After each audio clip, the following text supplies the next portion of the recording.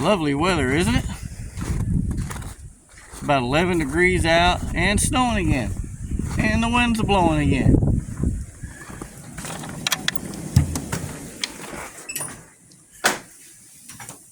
Alright. First things first, before I say anything about this truck,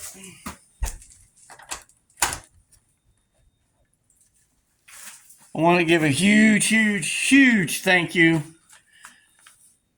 to Thomas, Christine over at Moonshiner Garage for all the shout outs, mentions, everything that they've done that has sent people over to my little channel on YouTube. I want to express my gratitude, appreciation, and say thank you. If you haven't went over to Moonshiner Garage and checked out their channel, go over there and check them out. Like everybody else says, it's free to subscribe. It don't cost anything. Okay? And when you subscribe, you're supporting good content, and you're supporting a small businessman, you know, and just another racer, hot rod, gearhead person like all of us. So go over and check them out, Moonshiner Garage on YouTube, and I believe it's Thomas Huggins Moonshiner Garage on Facebook. So go over and check them out. All right, now on to my junky little truck here. New radiator. It is a Champion CC369 DP. Dual pass, 18x28 core, 3-row. The tubes are 5/8 wide is what Champion says in this radiator. Dash 16 O-ring, bungs. Of course, the dash 16. The lines are sitting right there. I just got to take that elbow off and change them up. I may take those 90s off and put like a full flow wide swing 180 fitting just to come up right into the radiator and back out of the radiator. I don't know yet. Fan shroud, I got two 14-inch spout fans to go on there, which is more than enough air. You notice the exhaust don't come out here no more. That's the O2 sensor plug. It comes out down there. Now, first off, I didn't build this to impress anybody. I kind of want it to look like uncontrolled chaos or whatever you want, or you look at it and think, oh, it can't do that, it can't do this. Well, truck ain't no punk by any means, I'll tell you that now. But I did it the way I wanted and did it where I ain't breaking the bank. Turbos are mounted. They're as low as I can go and still have slope to my drain back hose.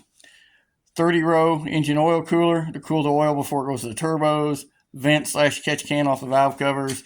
I reused my silicone elbows, 230s and 245s. That hose is not, the piece is not that long, and that one's even shorter. I wasn't going to take and put the energy into V-banding something to put in there and welding V-bands on turbos and all that shit. Just wasn't going to do it. Went to a set of 60mm wastegates. And yes, I MIG weld all of my stainless. I MIG weld everything. Hell, I'll MIG weld aluminum. So I got two MIG welders, a 180 Lincoln, and then I got a Hobart. They do everything I want to do. And then I got a Tombstone Lincoln arc welder, but I don't use it very often unless it's heavy stuff. But anyway, I MIG weld all of it. The grill and everything will go back in. The only thing I got left to do is the expansion tank. That is the highest point in the fill system, but I'm still going to put an expansion tank on it, slightly higher than that. I'll come out of the overflow with a dash 4 line into the top of it, dash 10 out of the bottom down to the inlet of the water pump, and a what they call a no pressure cap or blank cap or whatever. It's a cap that has no plunger in it. It's just a plain Jane sealing cap. That's all it is. It's what you have to run if you run an expansion tank or header tank, whatever you want to call it. So, got a few little things to do, and that's done. I have put an order in for a new blow-through carburetor, and you guys will see it when it gets here from John Bittler at IRD. It's going to be a little bit different. So, dual needle and seat. It's one of his new setups. You guys will see it when it gets here. I'll show you back here. Like I said, there's the two lines coming up. I was just going to do 90, boom, 90. But I think I'm just going to pull these down under the truck, whack these off, and put a wide sweep 180 on here, so it's not a hard 90, it's a sweeping 90 into here. I'm going to put a 30-pound or 35-pound cap back here, plug this. I'm going to put a fitting in here with a cap on it so I can fill through this little 1/4-inch port if I need to back here, although this is lower than the engine. There's the little secondary radiator I had in the truck with the S10 4.0 swap radiator. It's one of those Jegs dragster style dual pass radiators. It's got 2 rows of 1-inch tubes in it. We went from a 42-gallon Mazir remote pump to a 55-gallon a minute Mazir remote pump. Everything's dash 16. I got 2 new fenders to put on it, and my cowl hood is a 7-inch cowl. It's not a 6-inch. We measured it. It's a 7-inch, and it's not a hardwood. It come from Unlimited something or no, I can't remember, but it was name of it was Unlimited something online, and it's a 7-inch cowl that pins on. I got the Zeus rails and all the shit for it. Boy's truck, engine's in, transmission's in. He's working on suspension. We're playing around with different sets of headers. Those are actually for Camaro, but you know, it's trying to get stuff that'll fit. For the life of me, I can't figure out why the smallest little compact V8 engine, these header manufacturers still can't make headers that fit worth a shit. I put through the frame headers on that big block in that S10 the first go around.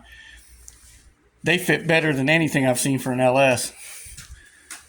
But welded some 16 gauge in to cover up the heater box holes and all that, and seam sealed it for him.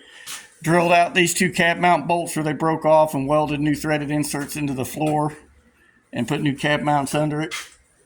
It's taking shape as we can work on it. There's the 11-inch straight blade fans that was on the S10 keeping it cool. There's another one of those radiators.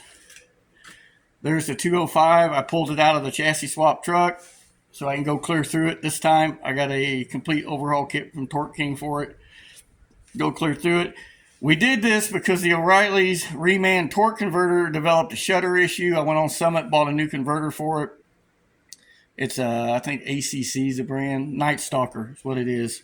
It's towing and heavy duty and just a little above stock stall speed.